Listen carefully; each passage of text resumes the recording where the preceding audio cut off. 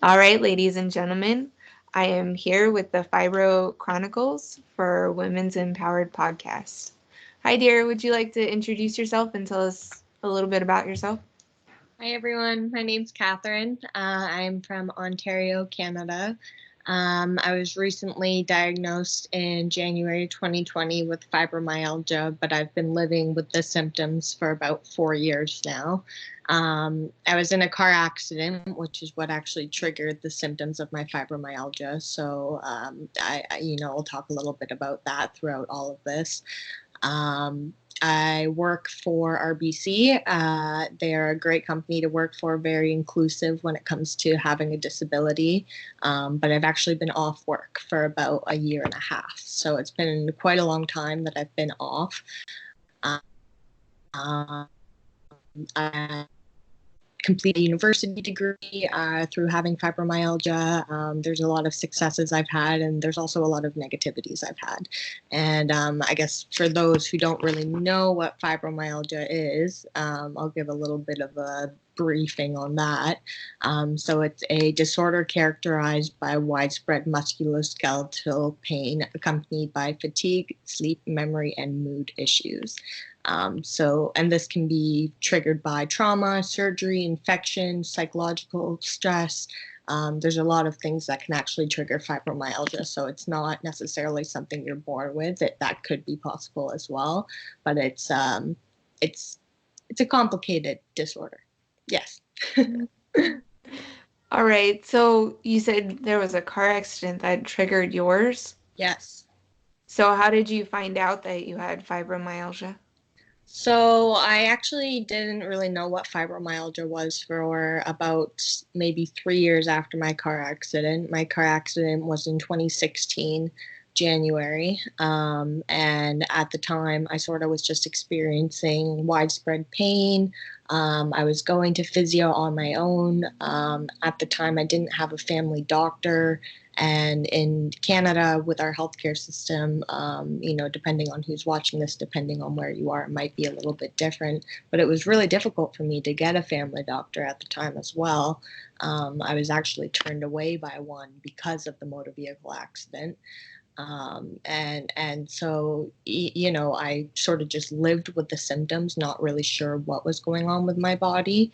And then I started to do some research. After doing my regular treatments, after going to my yoga, after learning about meditation and mindfulness and going to my psychotherapist, I started to learn a lot more about myself and what was really causing my pain. And there's this whole mind body connection we will get to. But really, what happened was I ended up getting a family doctor. And that's when things started to turn around for me, because not having that access to that healthcare was the hardest thing for the longest time. It was about 3 years that I went with just going to walk-in clinics, being like, hey, I'm in pain, like, please help me. And they're like, well, there's nothing we can do. We're not going to prescribe you narcotics. And I wasn't asking for narcotics either. They just assume that, they look at me and they're like, you're in pain. It's just an automatic assumption, right? And so then finally I got a family doctor who actually was the one to bring up fibromyalgia to me. And the only reason I knew about fibromyalgia was because I had a family friend's mom who actually had it. So I knew a little bit about how it affected her. Um, and then when he started to bring it up, I was like, wow, this actually makes sense. A lot of the symptoms, a lot of the things that are going on with me right now, the muscle cramping, the spasming, the random flare ups of pain, I have all of that, and I haven't been able to have an actual reason as to why. And so he mentioned this within the first 5 minutes of meeting him.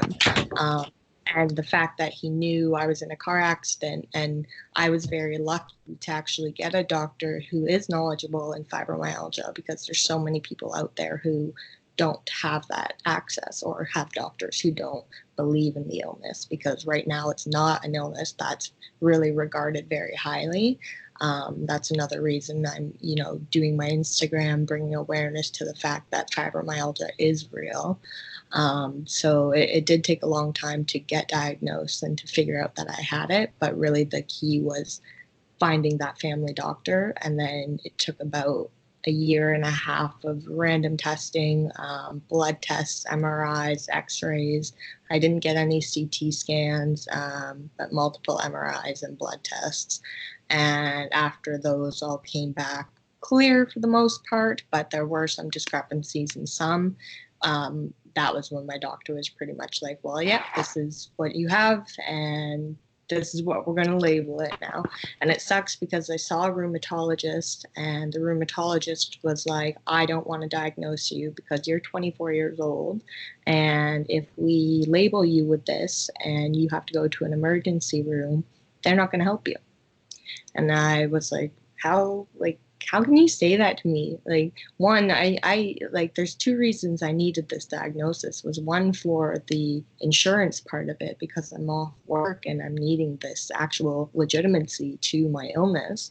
And two, just kind of for the peace of mind of knowing what's going on with my body, having that confirmation that it's not all in my head, right?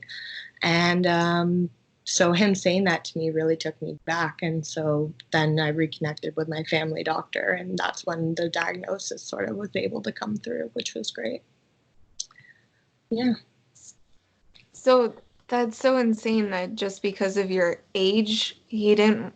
And what did he think the hospitals were going to do? Like, if they have a diagnosis and they know that something's wrong, you would think that they would just understand that they have to handle different procedures different or watch for certain signs from you. Right. So if I went in with, let's say, let's say I was having a very bad flare up one day and my back was just like really bad and I just like couldn't move. And there's been instances where this has happened. And maybe it was just over the top and I thought this was a little bit more out of the usual. And so maybe I would go to emergency. If they saw that I had fibromyalgia, they would just assume that it's a flare up and probably just send me home, because there's nothing really that they can do about that. Meanwhile, if I didn't have fibromyalgia listed on my records and I went in with this pain and I'm not able to move, they would probably send me in for scannings. They would send me in for, they would actually take the steps needed to determine why I'm having this pain. And another thing is, they would overlook me just like in really any instance. Is pretty much what the doctor said. He said that with fibromyalgia, because really people don't believe in it yet, that's a huge problem. And that's why there's so much of a discrepancy between, what type of doctor you're going to get. So I could go into the hospital and maybe get someone who's just like, yeah, this is total BS, really. And I don't believe you. And, you're just here for narcotics. And that's unfortunately the reality of it. That's what a lot of people with this type of illness are faced with every single day. And it's such a dehumanizing feeling. But yeah. Absolutely. I get migraines myself, and I've actually stopped going to the hospitals or anything like that, even when I'm having like a huge flare up or a really bad one, because of that, because of the feeling, that you're just there to get drugs when there's so many things on top of it. Like when you're having a bad flare up, you're worried, first off, if this pain is something normal that is normal for you, or if there's something really wrong. Mm-hmm. Like, my migraines differ sometimes on what I experience, and there's been a few times where like I've had really bad ones and I'm like, I'm scared, like if there's like a bleed or something going on, Right. you know, but it ends up clearing up. But at the same time, like in those moments, you're scared. But to go to a hospital and first off, be in that environment in pain, because I don't know about, your symptoms or what you experience, but for us with migraines, like light sensitivity, sound sensitivity, Yeah. and just a hospital can up the pain just from all of the what's going on in the environment. And then to have to deal with the medical professionals who don't believe you or telling you that you're just there for narcotics when really you just want to make sure you're okay and that you're going to be okay. Yeah, Yeah. I I absolutely 100% understand. And it needs to be brought more to light, your disease, migraines, all these things, like people have been dealing with these for so long, and a lot of them just don't go into the hospitals or into the doctors because of it. Yeah, a lot of them are scared to. Like the one doctor that I mentioned briefly before that actually turned me away because of the car accident. Like that blew my mind. She literally said to me, I can help you with anything unrelated to the car accident, but if it has to do with the car accident, I can't help you. And the whole reason I was there was because of the car accident and the pain I was experiencing. And I didn't have a family doctor before because I was in all aspects healthy, like I was a totally healthy 20-year-old person at the time. And, in hindsight, I should have been doing my regular checkups. So for people watching this who, are young and, don't have a family doctor, I highly recommend getting one.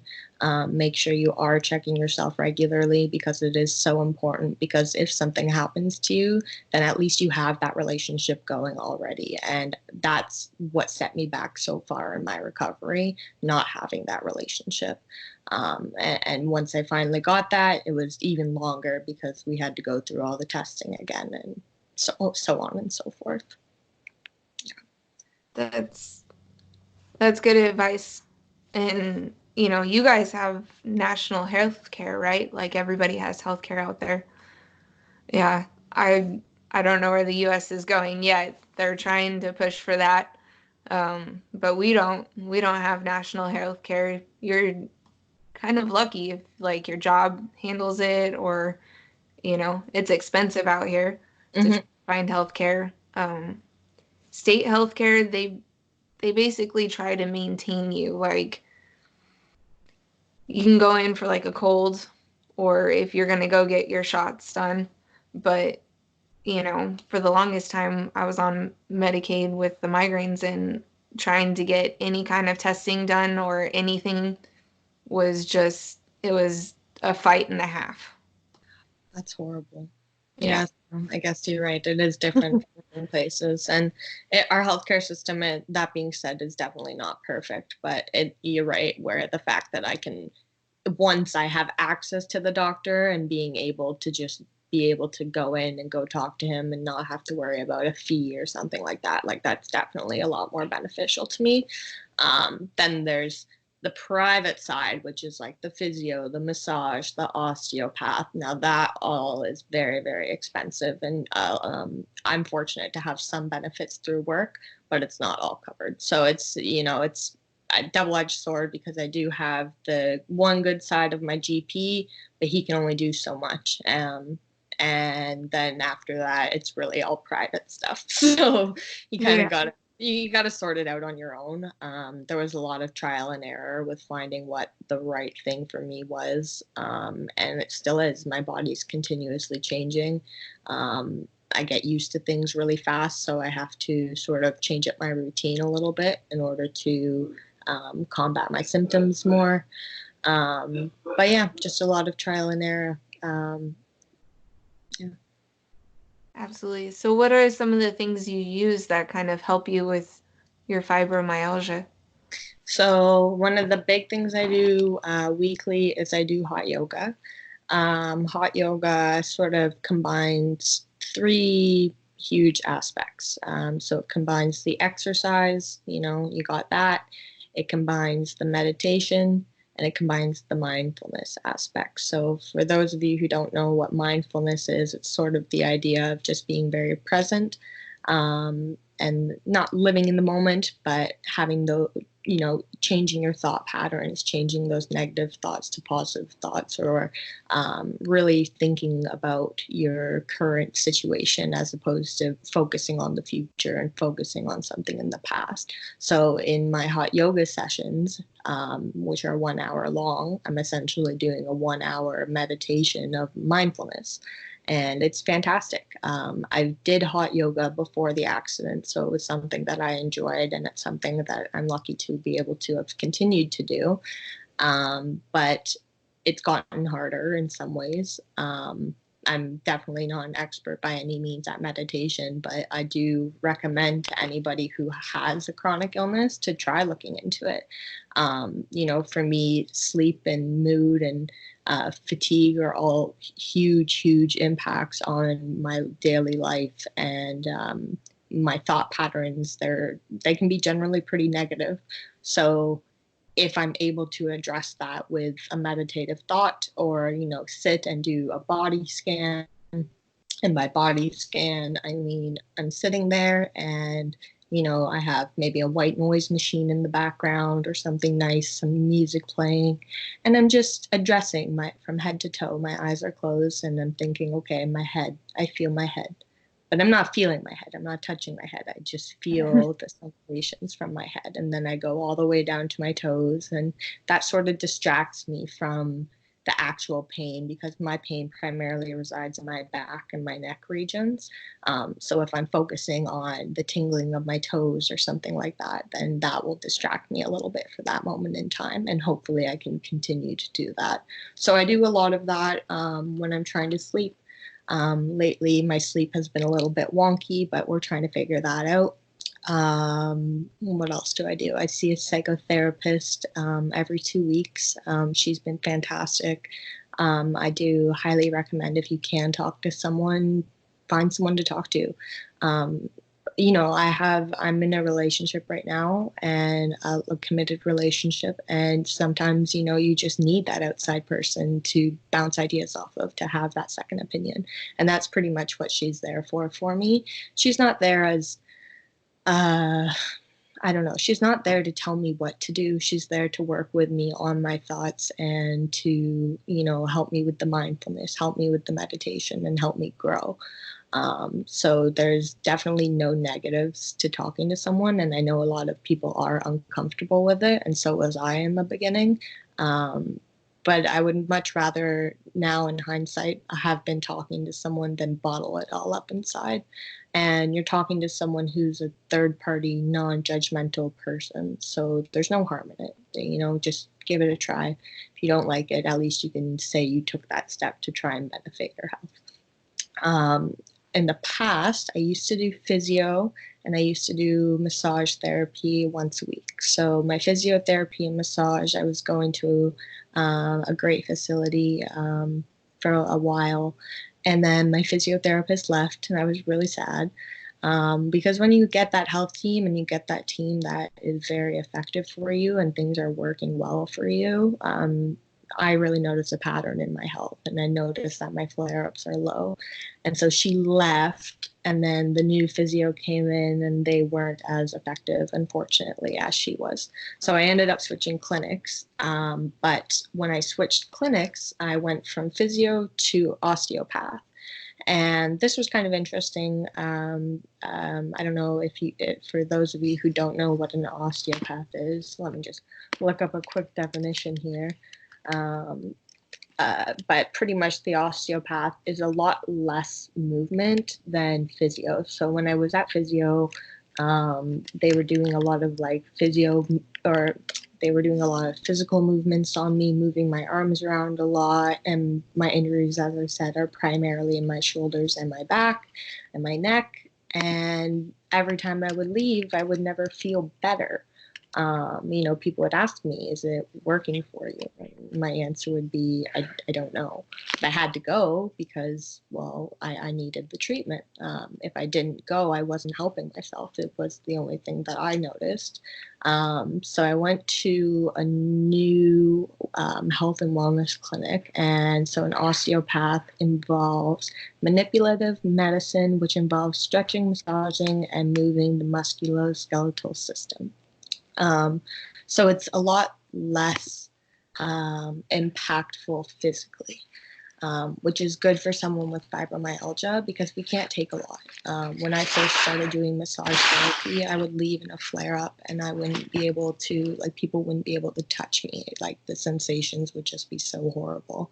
The osteopath, she'll just literally put your hands on the back of your neck, and it's just like the smallest feeling, but there's still releases, and you can actually feel those releases, and it's the most interesting thing.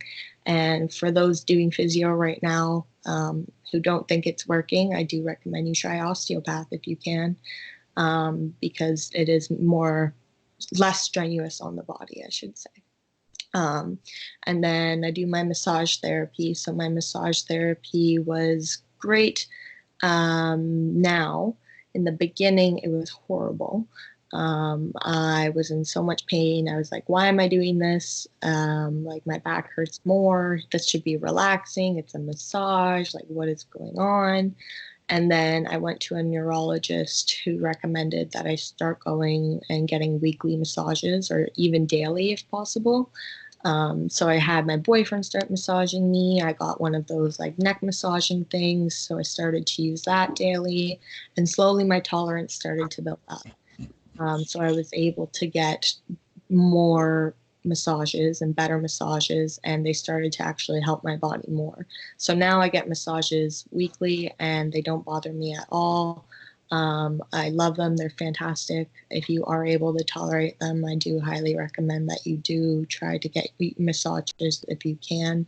It's so good for your body, especially if you have fibromyalgia. It can be very painful, but the tolerance will build up. I promise you that. Um, just get them to be light. Find a massage therapist that will be light for you, and that's the best thing you can do. But otherwise, that's pretty much what I would do mainly for my fibro. There's little things I do on the side. I do like stretching at home. I'll walk my dog. I try to go out and get social interaction, which is really hard for me because I'm a total introvert. But yeah, so there's other things that I do, but those are primarily the main things. Absolutely. Is fibromyalgia considered a disability in Canada? Do they consider it a disability? So that's complicated. It depends on the person, really. So if I only had fibromyalgia, and this is sort of in the process I am in right now because I'm applying for the disability tax credit, which is something where if you have a disability in Canada, you can get some extra help. But that's only if it's actually considered a disability. So what Mm-hmm. I what I've read online, there's some Facebook groups that I've joined that have some helpful information, is that if you only have fibro, they're probably not going to approve you. But if you have fibro and X, Y, and Z, like let's say diabetes, and you have anxiety, and you have PTSD, and you have this, that, and the other, then you're more likely to get approved. And that again comes down to the fact that fibromyalgia only recently, I think it was like 2013, maybe 2015, became an actual recognized disorder. So it's very, very new. A lot of doctors are still learning about it. Like I said, a lot of doctors still don't believe in it, and same with insurance companies and the government. So it is a disability. Like, I'm able to get a parking pass and everything for it, Mm-hmm. but it's also technically not. So it's in that gray area, unfortunately. Yeah, totally understand. So, how do you feel about the coronavirus? How is Um, it in Canada right now? it's pretty crazy. Schools have shut down, all the casinos shut down. My work I haven't been too impacted by it, but some of the full-time staff there has, just because, it's a restaurant that I'm working at right now, and no one's coming in, or people are canceling the reservations. And we were talking about some buffets in the area that have closed because, people just don't want to be sharing food. And I got emails from Good Life Fitness saying they closed all their gyms, so I can't go to yoga this week. So it's pretty crazy. Like, it's nuts. I'm trying to stay away from the stores because I know it's just like madness in there. I stocked up a little bit the best I could. I don't know. I grabbed some like noodles and sauce, just like easy things that'll last if I have to keep it a long time. But I'm trying not to get too scared about it. my immune system sucks. I know if I leave the house, I could catch anything. So I'm just, I know stress is my prime stress. That's one thing I forgot to mention. Stress is like the primary thing for fibromyalgia. So if you are stressed out in pretty much any way, that is what's going to instigate a flare up. And so if I find myself getting anxious and all stressed out about this coronavirus, then I'm probably going to send myself into a flare up anyways, which is going to end up weakening my immune system, and then I'll probably get coronavirus. So it's better that I just kind of don't like focus on it. I'm aware of what's going on. But I'm just, washing my hands, keeping cool, just try not to remember it's a pandemic, but it is type thing. Absolutely. Same thing kind of here in Vegas. We've got casinos shutting down, schools shut down, but fortunately my kids are on online school, so Wow. yeah, we didn't have to stress about that too much. They're still going strong. Good. Um, yeah, it's a little nerve-wracking with the kids because they are all getting antsy. They want to go outside and play, and we're like, no, let's kind of keep it to a minimum, try and find stuff around the house to do, keep them active, but not out there mixing in everybody's germs. Yeah, well, it's interesting. Like, this is the first time I'm 24, and this is the first time in my life anything like this has ever happened. Like school shutting down. Like, I wish Yeah. when I was in school, my school shut down for 2 weeks. No, but no, this is the first time like the markets are doing horrible. Running out of toilet paper, like everything's just going crazy, and people are scared. And I think it's just people need to be reminded that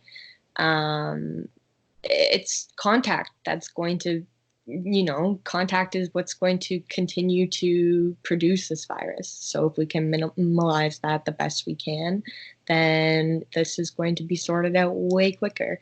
I know Ontario is taking a lot of steps right now to Ontario right now has the highest number of confirmed cases in the provinces of Canada, but we are taking measures right now to avoid further outbreaks. So it's not really bad here yet, but the school's closing for it's going to be 3 weeks now because of March break. All the most of the universities have switched to online classes, and the colleges, like I said, the casino shut down. So a lot of places are taking the proper measures.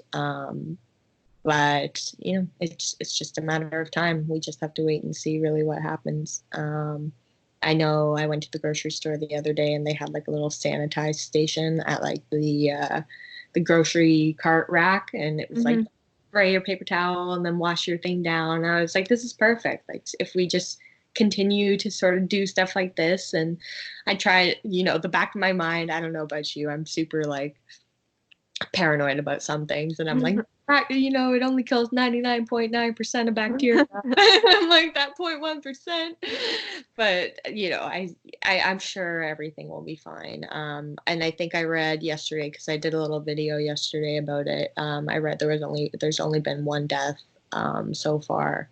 It's higher, or 50% of females, so more common in females right now.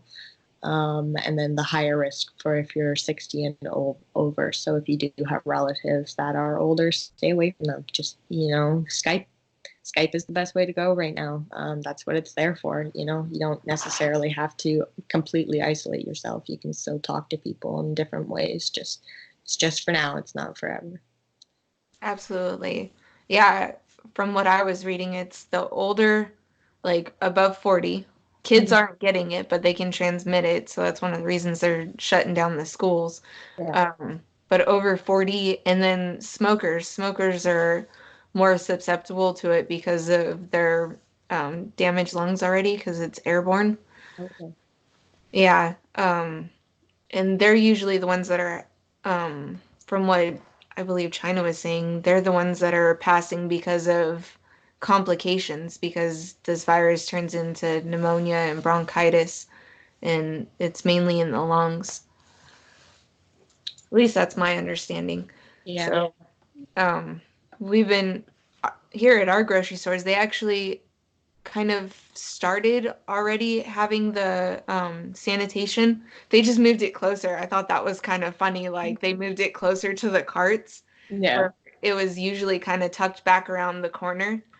So they kind of brought it out into the main section. I don't know if it does any good, but like at my house, we got the emergency going, the little vitamin C packets, and I got some nasal wash and doing the start gargles, kind of keeping our body clear. Yeah. You know, Best thing you can do.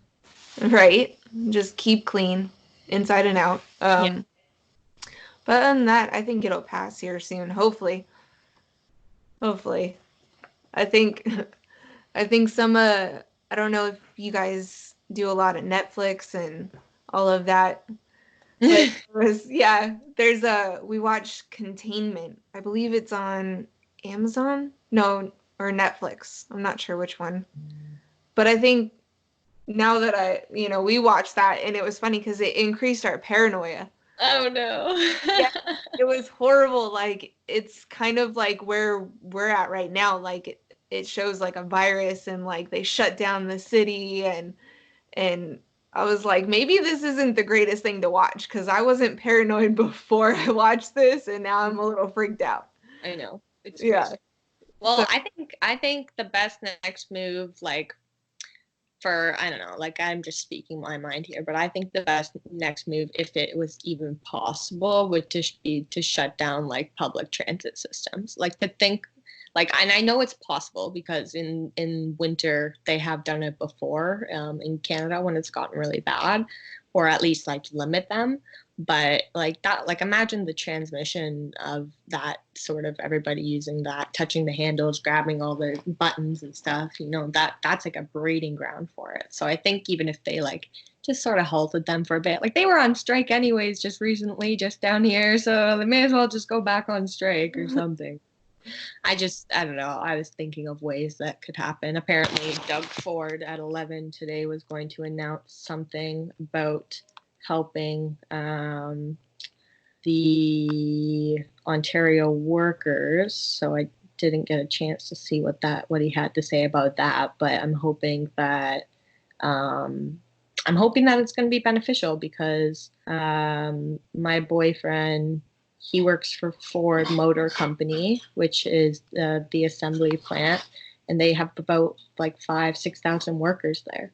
And Chrysler, that plant, they shut down because the workers walked out. Toyota, that plant, they're talking about maybe closing for 3 weeks. And Ford, they are just running because they don't want to protect their workers, and I think that's ridiculous. But anyways, that's another story. But yeah, I'm trying to find here what Doug Ford said. yeah, I think some of them are kind of teetering on whether it's necessary or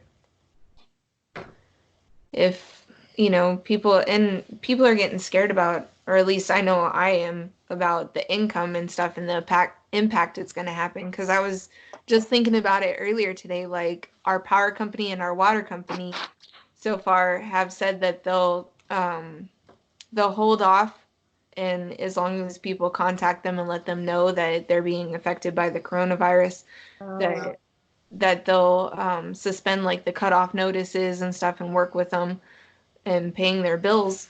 But at the same time, like that can have such a huge impact. Like, you're not bringing in any money and then you've got these bills stacking up. And Yeah. I was just thinking about this morning. I was like, that is so stressful. And I think a lot of us, I know, I don't know. It's such a tricky thing because like you don't want to get sick. You don't want to continue carrying it for everyone. You don't want to hurt anyone. But at the same time, like you don't want the financial Mm-hmm. problems that are going to be starting to come from this too. That's also a whole nother scary aspect.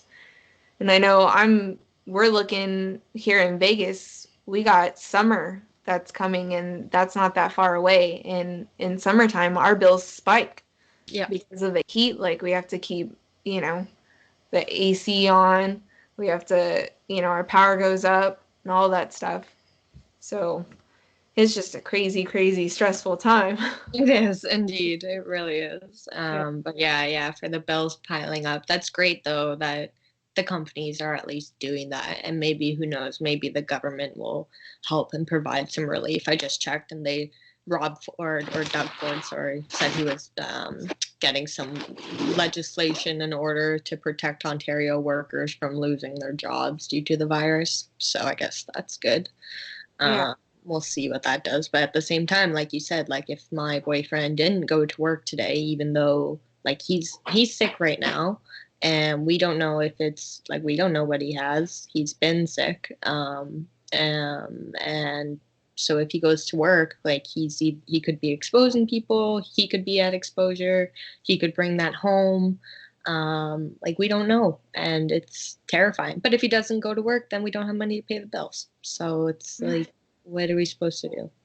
I'm technically like I'm very unfortunate because of sort of where I'm at with my position being off work, but I'm also very fortunate because right now I am getting support from my employer for being off, and that's huge. And so I haven't had to like it's obviously less than my regular income, so I have still had those struggles, but I'm not having to worry about lack of shifts right now or having to be sent home from work without pay. So I'm one of the fortunate ones in that sense, and my heart goes out to anyone who's experiencing financial difficulties during this time. Yeah, for sure. Well, let's move off from the scary topic. All right. So, how about women in your life? Do you have any women in your life that empowered you and you look up to?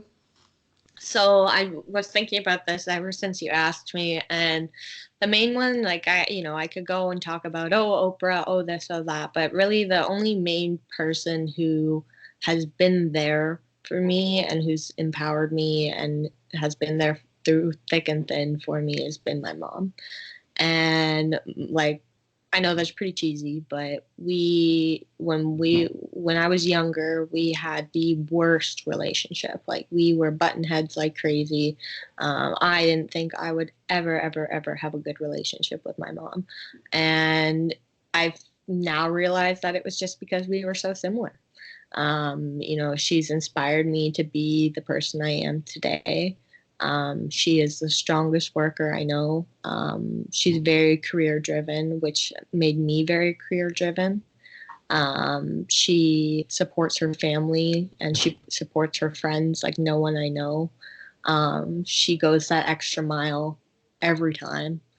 And she's just that type of person that no matter what, I would want to look up to. And I think about having kids one day, and I think about putting a little me into the world, and that's what she did with me. And she put a little her into the world, and so I hope that um, that she's happy that I look up to her in that way because she has been one of the most inspiring people to me. That being said, I have had some managers in my jobs as well who have been very inspiring. I've had a lot of female management, and I find that's very common in the banking industry. There's a lot of female leadership roles, which is great, but there needs to be some in the head office too, but that's another story. um, but definitely a lot of female leadership at RBC, and some of my, I guess, mentors, I should call them, they got me through a lot of my hard times with working, because what happened was I had my car accident and I was working at RBC at the time. I was actually on my way to work that day, and uh, one of my managers came to the accident scene to check on me, but I was in the ambulance at the time. And after the accident, I was having a really hard time at work, so they helped me transfer to another branch because the accident happened like almost right in front of my current employer. And so driving there every day just gave me flashbacks. And so they helped me transfer to another city, which was fantastic. They let me go home early when I needed to. They calmed me down when I was having attacks at work. They understood when I had flare-ups and I needed to call in sick. And not that these women inspired me because they understood my health. They inspired me because they worked hard and they understood my health. They were hard workers, but that wasn't the only thing that mattered to them, because you can have those women in life who are just very blindsided to every side of a person.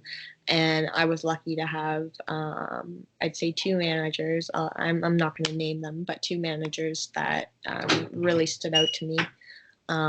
And they, sorry, they, yeah, they really stood out to me, and they really helped me through my process and through my recovery. And if I didn't have them, I don't know where I'd be today. So finding women in your life, or even men, who can, help empower you to be better and be stronger, is really in recovery. But yeah, definitely my mom, and then a couple of my managers have been my biggest support so far. And Pam. Pam is my psychotherapist. She she is the best. I hope she listens to this. Shout out to Pam. But I don't know. She's just been amazing. She's been there for me. And she's been super helpful with my recovery as well. And having strong women in your life is definitely very important in order to help you in any situation in life. Absolutely. I'm glad you had those people there for you. Is there a moment that you felt most empowered? Hmm. Um. Yes, I think the moment that I felt most empowered was actually, it was during, it's kind of a situation I'm not allowed to talk about, but that's okay. I can beat around the bush about. I'm in a lawsuit for my car accident. And so that's been going on for a few years. And in the beginning, the insurance companies, they just beat me down. It's such a dehumanizing process. They treat you like you are nothing. Like you're garbage, essentially. And after my recovery sort of started to progress a bit, I was able to start standing up for myself a lot more with them. And I felt super empowered with that, because these super big companies who are out there saying, we are here to help you. They post all those advertisements. Oh, pay this monthly. We'll help you if you're in your accident, blah, blah, blah. Don't listen to that. Just be careful with the insurance companies, okay? But know that if anybody on here is listening to this and is going through a process, reach out to me. I will talk you through it. You can stand up for yourself, and that has been the most empowering moment for me, is being able to stand up for myself with them, because they are animals, and they don't deserve my respect, unfortunately, and they haven't respected me through this entire process. And yeah, so once that day came, it felt pretty good. And there's going to have to be more days like that in the future, so I'm sure I'll have even more empowering days in the future to come. Absolutely. It's unfortunate that something like that had to happen for you to have that empowering moment. But I'm glad that you felt that and that you were able to stand up for yourself. And I think it's unfortunate, and it happens a lot, that when we're faced with trying to handle something like our, I think us being women sometimes is used against us. And it's usually a little bit more of a fight to be heard. And Yeah. that's unfortunate and not right. Yeah, it's totally wrong. And I was pigeonholed from the beginning as like just a little 20-year-old girl, just driving her car. Like they put this image on me that I wasn't. I was a university student working two jobs, working my butt off, working at the bank, building my career, going to work like a regular person would, and then, stuff just hit the fan. So it was, and being looked at as someone who I'm not it's, oh, I hate that feeling. I can't even put it into words. Well, the best way I can describe it is dehumanizing. That's been the process, but it's also made me stronger. And it's been an empowering process. So I wouldn't take it back. There's, if I could change time, would I take the car accident back? Of course. But would I change how much I've grown? No, never. I've learned so much about myself in the last 4 years that I would never, ever want to give back. And had the car accident never happened, I never would be who I am today. Yeah. Well, I'm happy that you made it through it and you're living strong and you're a voice for millions of people and your story is going to help somebody out there. So that's amazing and thank you. My next question is, and I know you've mentioned it here and there, but words of advice for a younger generation. Oh, well, word of advice. So for the younger generations, first of all, focus on your health the best you can. Even if you're healthy, don't put it on the back burner. Your career, your relationships, everything might be very important to you, but your health is your most valuable asset. If you don't have that, you're at a total loss. That's how we look at it at the bank. Your health could be worth $1 million. Your ability to work is worth whatever you're making in a year. So focus on that. Focus on being happy. Not happy in the sense where everything's great, everything's perfect in life. Just focus on finding those little things in your daily life that give you that gratitude. It could be the sun shining. Start a gratitude journal if you have to. Make a note every day about 3 things that really stand out to you.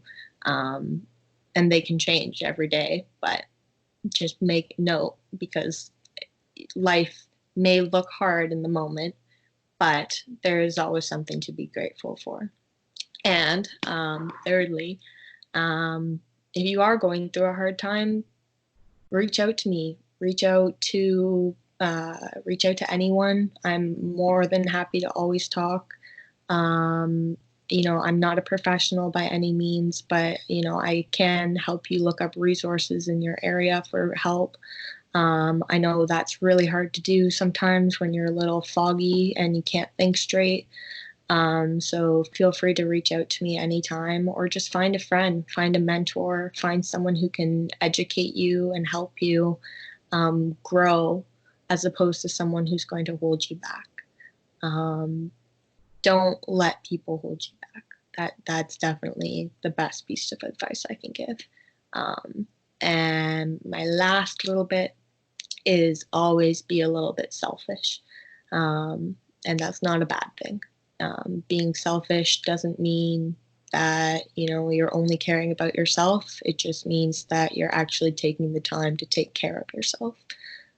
So yeah. That's wonderful advice. And do you have an inspirational quote that you use? I actually have my daily mantra. Let me just pull it up here because I just created it the other day. I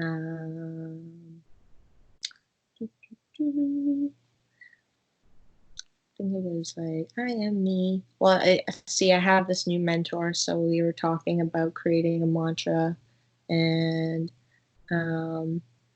I can't find it, but I'm pretty sure it was something like, I am me. Me is strong and me is calm. So it started with I am me, and he's like, that's too short. Like, what is me? So then I added I am strong and I am calm, because, I added me is strong and me is calm, because when I'm describing me, then I'm describing strong and I'm describing calmness. So I'll say that to myself in the morning. I am me is strong, and me is calm. That is the best quote I got. No, that's wonderful. And especially in such a stressful time, like that's something that could calm you down and, encourage you to stay strong. Yeah, So that's wonderful. thank you. All right. Well, that concludes my podcast. Thank you for being on my show. Thank you. It was a lot of fun. I enjoyed it. Thank you. I did too.